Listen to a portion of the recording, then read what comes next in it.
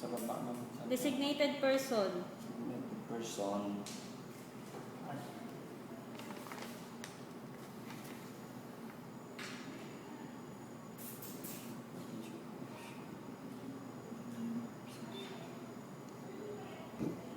Bigyan mo ako ng 10 very important points on your recruit must know. Tapos, Very important points na dapat niyo malaman. tapos na. Emergency plans. Ano? Emergency plans na. Oh. Isa lang yun. Recite mo ang SEP.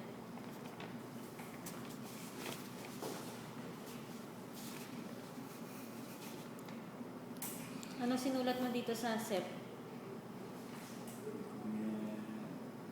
O, paano mo nasulatan to? Kung ano nangyari?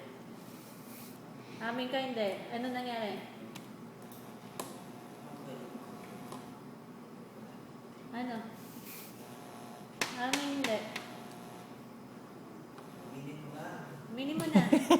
Kesa pa ulitin. Hanapin lang. See? Retake. Kasama na retake mo, i-recite mo yun sa akin. Nag-oral ka.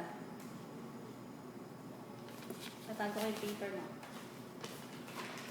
So, I'll see you on Wednesday.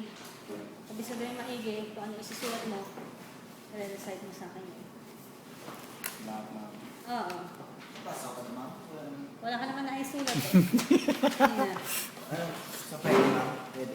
Next Wednesday, Friday, 1 o'clock. Huwag na kayo malilate, ha? Ngayong Friday, ma'am. O sige, ngayong Friday pwede. Kabisaduhin mo yan, kung ano yung susulat mo, i-recite mo sa akin yun. Ako mong ma-reset na. Hindi, ikaw yung i-recite. Siya lang.